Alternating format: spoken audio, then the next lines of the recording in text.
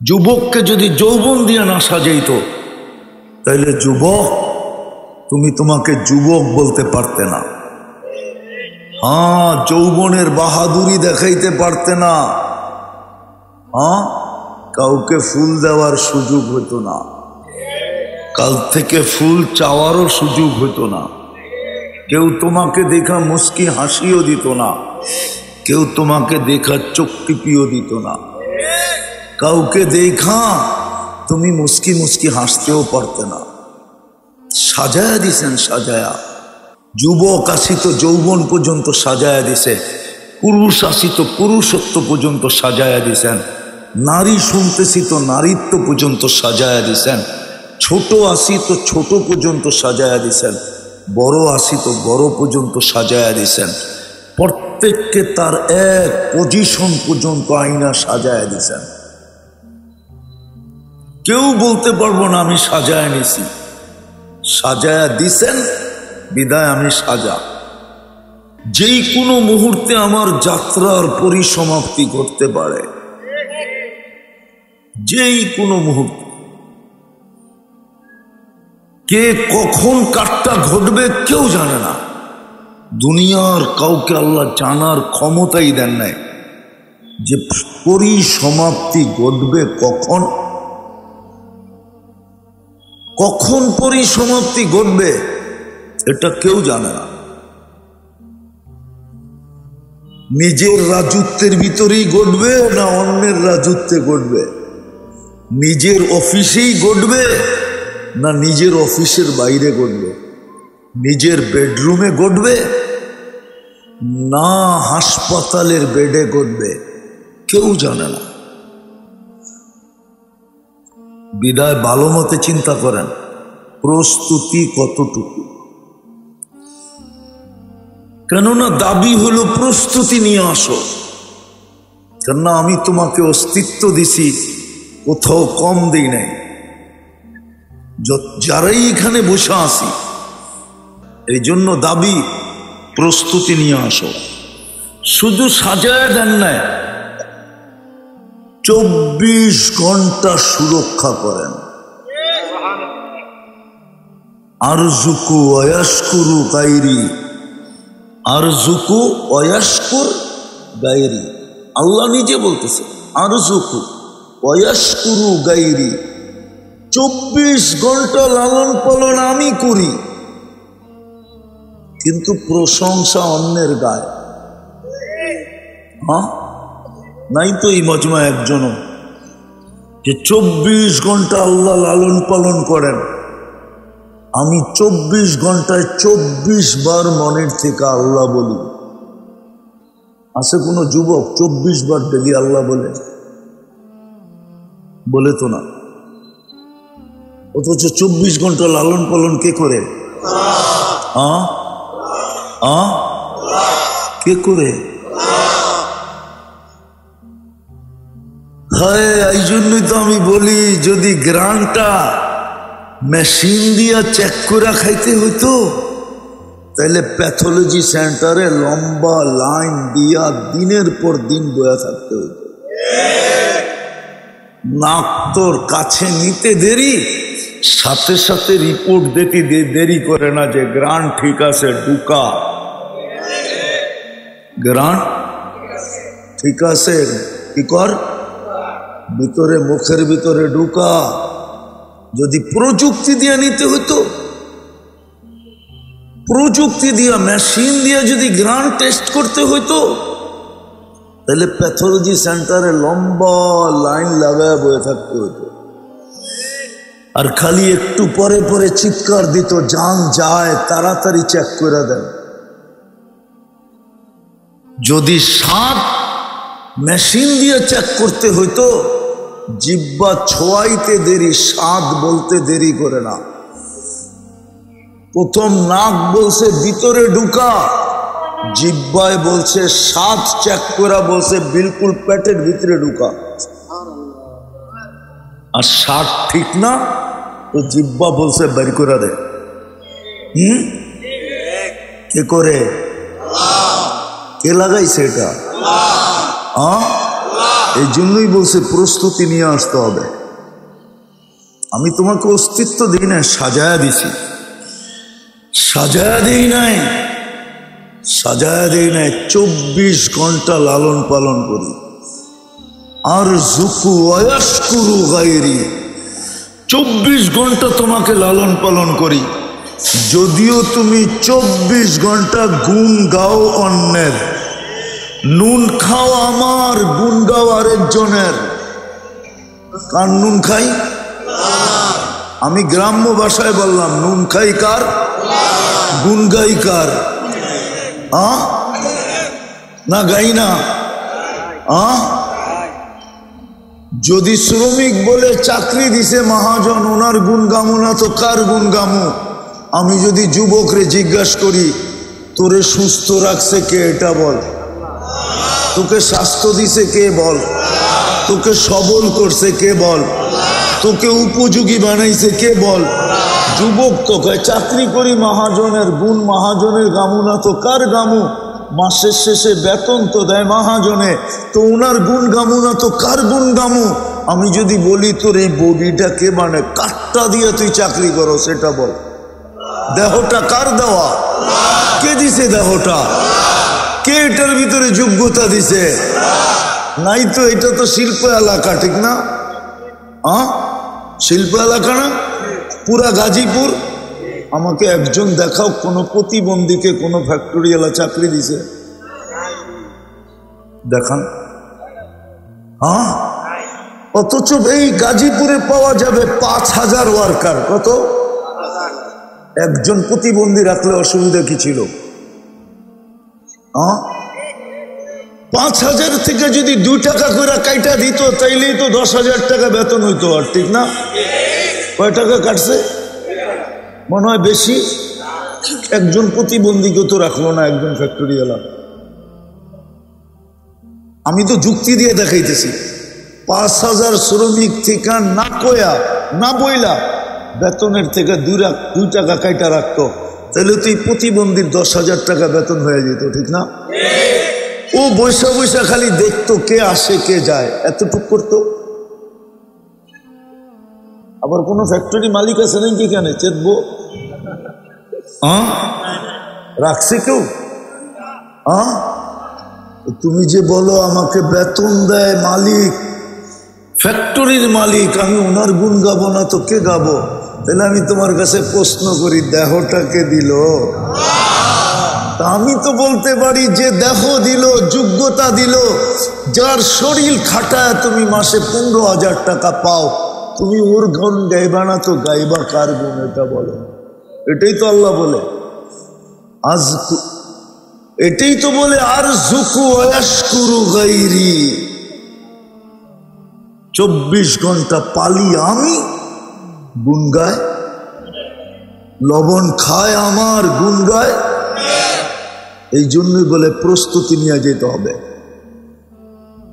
বলেন ওয়াজ লম্বা হইলে অনেক কিছু হবে এমন না, বলেন প্রস্তুতি কতটুকু? দুনিয়াওয়ালারা তো শুধু কবরই রেখে চলে আসবে, এখানে একজনও নাই। যেমন ঘরেই ঘুমাক, যেমন খাটেই ঘুমাক, যেমন কম্বল নিয়েই ঘুমাক, ঘুমের খাটে যায় ঘুমানোর সময় মনটার ভিতরে ছ্যাপ করে উঠছে, একটু দাক্কাইটা উঠছে, একটু আওয়াজ দিয়া উঠছে, একটু ব্যথা লাগছে যে আমি তো ঘুমাবো কম্বল নিয়া। হায় মাজানি কবরে কেমন আছে, হায় বাবা জানি কবরে কেমন আছে। কি দিলে একটু লাগে? লাগে না? কারো মনে আসে না? আসে?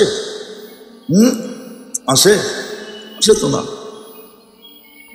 বাবার কথাই যখন মনে আসে না, মার কথাই যখন মনে আসে না, আর কার কথা মনে আসবে? আর আপনি সন্তান হয়েই যখন মনে নেন না, তো আপনারে আবার কে মনে নিবে? বিদায় আমি আসল কথায় চলে আসছি। আমরা যাত্রী, যাত্রা চলমান। অস্তিত্ব আল্লাহর দেওয়া।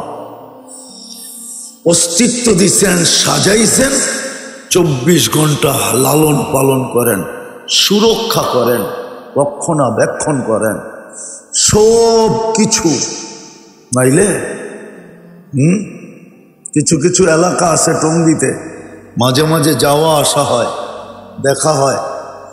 উন্নত দুনিয়ার মানুষ আনেন তো, আইনা ওকে গলিগুলা ঘুরে আনিয়া বলেন যে কেমন দেখলা, তো বাহির হবে আর বলবে এখানে মানুষ বাঁচে কি করে, এখানের মানুষ সুস্থ কি করে, পরিবেশই তো নাই সুস্থতা, বাঁচে কি করে। অথচ আপনি চেক করলে দেখবেন এই নিম্নমানের এলাকার মানুষের অ্যান্টিবডি, রোগ প্রতিরোধ ক্ষমতা গুলশান বনানী আলার চেয়ে বেশি। কি বেশি না? প্রমাণ দিব। 2020-এ যখন করোনা চলতেছিল তখন একটা জরিপ হয়েছিল যে অ্যান্টিবডি কাদের বেশি, রোগ প্রতিরোধ ক্ষমতা। কয়েকটা বস্তির ভিতর থেকে ঢাকা শহরের সবচেয়ে বড় ঘন বসতিমূলক বস্তি তেজগাঁও বস্তিতে, যেটা বিলকুল গুলশানের সাথে, ওটার ভিতরে সমীক্ষা চালানোর পরে দেখছে গুলশান আলাগো 65 আর বস্তি আলাগো 75। কত বেশি? কত? করোনা আসছে ওইখানে, কিন্তু ওরা সব চাবায়া খায়া ফেলাইছে। কোনোটা পানের লগে, কোনোটা সিগারেট বিড়ির লগে, কোনোটা মুড়ির লগে, কোনোটা পিয়াজু শিয়াজু সব কিছুর সাথে মিলায়া করোনা খায়া ফেলছে। আর গুলশান আলারা বৈশা বৈশা খালি আল্লাহ আল্লাহ আল্লাহ করছে যে দললো কিনা দললো কিনা দললো কিনা দললো কিনা। আর দললেই বড় বড় হাসপাতালে দৌড় দিছে। আর ওই গরিবদেরকে দললেও শুধু গেছে কই ফার্মেসিতে যে কইছে শরীরটা জানি ম্যাচ ম্যাচ করে, তো 2 টাকার ওষুধ ধরা দিছে, খাইতে দেরি, করোনা বাইগা যেতে দেরি করে না। কে করছে এটা? অথচ দুনিয়া কয় তো এই পরিবেশে মানুষ বাঁচার কথা না। আপনার অ্যান্টিবডি তো বেশি। কে বানাইছে? কে বানাইছে? রাগ হয়ে যাবেন? আপনি তো বাজারে গেলে কম পয়সায় নিম্নমানের জিনিসটা কিনতে চান, ঠিক না? সত্য তো? রাগ হয়ে গেলেন? কম পয়সায় নিম্নমানের জিনিসটা কিনতে চান, ঠিক না? কেননা যা আছে ওইটা দিয়ে তো মাস চালাইতে হবে, ঠিক না? আর গুলশান বনানীওয়ালারা অনেক টাকা দিয়া উন্নত মানেরটা কিনে, ঠিক না? তারপরও অ্যান্টিবডি কম। কে করছে এটা? বলেন আল্লাহর দাবি নাই যে প্রস্তুতি নিয়ে আসো? কতটুক নিলাম? ওই প্রস্তুতি নেওয়ার জন্যই তো আপনাকে মুসলমানের ঘরে পাঠাইলেন। কিন্তু ইসলামের তো ছাপ আপনার আমার ভিতরে নাই, রং তো নাই, কালার তো নাই। যুবক তো 14 তারিখে ফুল কালার দেখা কিনবো, রং দেখা কিনবো, গ্রাম দেখা কিনবো। এইখানেও ফুল আছে, একটা যদি উঠা দিয়া দেয় 14 তারিখে দিস, তো কইব হুজুর জুতা দিব, জুতা।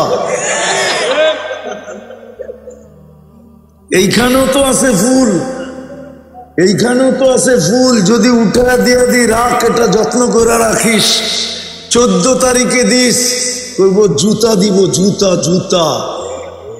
ঠিক না? নিবা?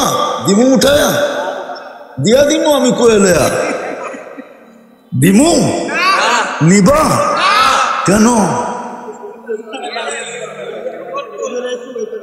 যদি এই ফুল না চলে, বল যুবক তুই আল্লাহর কাছে চলবি কি করে? তোকে তো মুসলমানের ঘরে অস্তিত্ব দিল, ইসলামের তো রং তোর ভিতরে নাই। ওই দাবি পূরণ হওয়ার জন্যই তো মুসলমানের ঘরে পাঠাইলেন, যেন দাবি পূরণ হয়, প্রস্তুতি হয়ে যায়। কিন্তু ইসলামের রং তো নাই, রং তো নাই। কোরআন তো এই জন্যই বলছে। তোমরা বুঝবা কি বুঝবা না জানি না, বলবো। টেস্ট ম্যাচ বুঝো কি?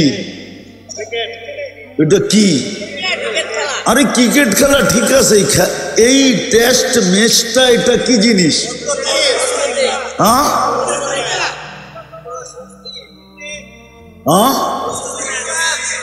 টেস্ট ম্যাচের নিয়ম কি? উইকেট যেন না পড়ে, রান হোক আর না হোক, উইকেট যেন আল্লাহ বলে তোকে তো বুঝছো, এই জন্যই তো আল্লাহ কোরআনে বলে ওয়ালা তামুতুন্না ইল্লা ওয়া আনতুম মুসলিমুন।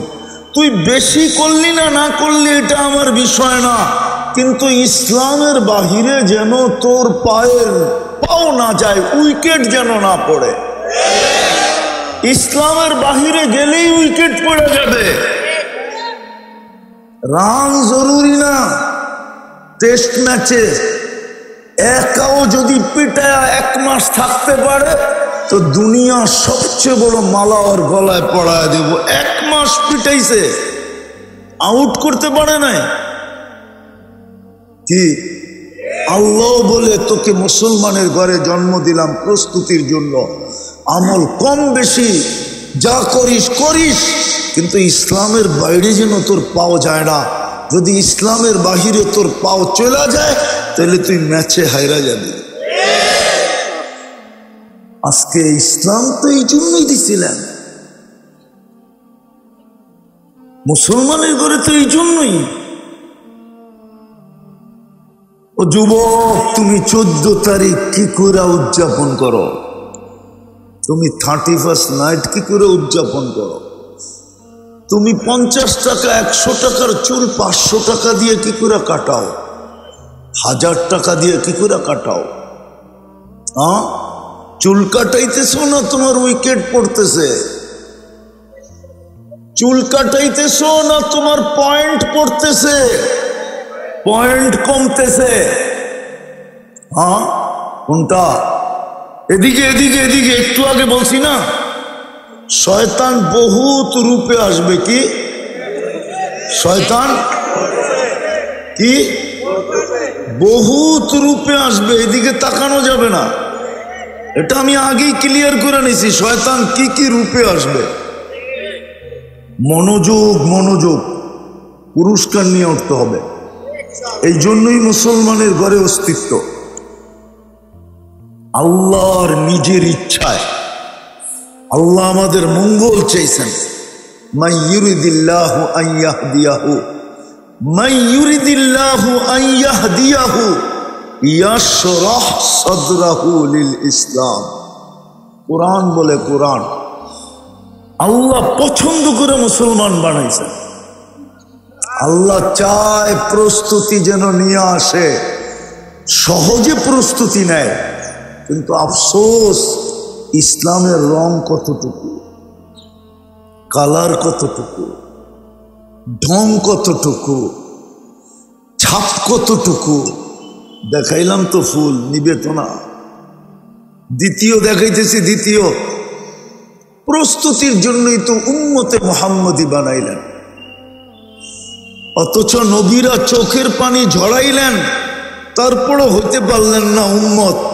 আপনাকে আমাকে নিজের ইচ্ছায় আমরা জানি না উম্মতে মুহাম্মদী বানায়া কপাল ফাটায়া দিলেন, কপাল খুলা দিলেন, এত বড় কপাল বানাইলেন।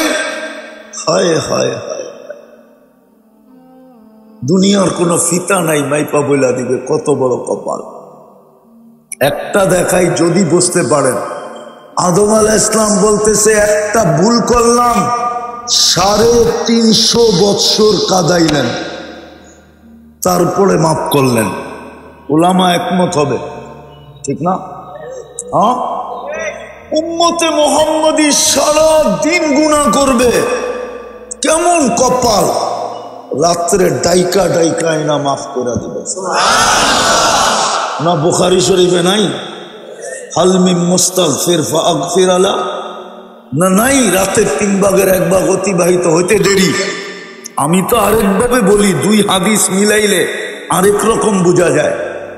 এক হাদিস আছে ইয়াবসুতু ইয়াদাহু নাহারান হাত্তা ইয়াতুবা মাসিআল লাইল, আবার হাদিস আছে ইয়াবসুতু ইয়াদাহু লাইলান হাত্তা ইয়াতুবা মাসিআন নাহার, সারা দিন হাত প্রসারিত করে রাখেন, রাত্রের নাফরমান যেন দিনে তওবা করে। সারা রাত্রের 1 পর্ব পর্যন্ত হাত প্রসারিত করে রাখেন, দিনের নাফরমান যেন তওবা করে। আমি বলি, বন্ধুর উম্মতের কত বড় কপাল, সারা দিন প্রসারিত করে রাখলেন, রাত্রের 1টা পর্ব পর্যন্ত রাখলেন, তারপরে আর সইতে পারলেন না, বাড়ির ছাদেই চলে আসলেন। আর আয়েশা ডাকতে শুরু করলেন আলমিন মুস্তাককে। এত বড় কপাল তো বানাইলেন, বলেন নবীর আদর্শ কতটুকু। আসেন, প্রস্তুতি নেই, শেষ জায়গায় চলে আসছি, আসেন। প্রদীপ কখন ডুবা যাবে কেউ জানে না, প্রস্তুতি নিয়ে যেতে হবে। সুযোগ এখনো হাতছাড়া হয় নাই। যতদিন পর্যন্ত কণ্ঠনালীতে রুনা আসবে, এই উম্মতের হাতে সুযোগ আছে। এটাও আমাদের নবীজির চোখের পানির কারণে। বিদায় চলেন আজকে আল্লাহর কাছে তওবা করি। করবেন? বুঝাইতে পারলাম? করবেন তওবা? মনের থেকে না মুখের থেকে? কে কে মনের থেকে তওবা করবেন দেখি? পাক্কা? তাহলে আল্লাহকে বলে দেন, আল্লাহ অতীত থেকে তওবা করলাম, এতটুকুই বলেন, অতীত থেকে তওবা করলাম। নামান যদি মনের থেকে করে থাকেন, আপনি নিষ্পাপ, কোনো গুনাহ নাই, পরিষ্কার। আজকের থেকে মসজিদটা ভরা দিবেন। কি পারবো? আজকের থেকে মসজিদটা অঙ্গীকার, ওয়াদা। আল্লাহ আমল করার তৌফিক দান করেন। ওমা আলাইনা ইল্লাল বালাগ। প্রথম পাগড়ি দেওয়া হবে, তারপরে দোয়া।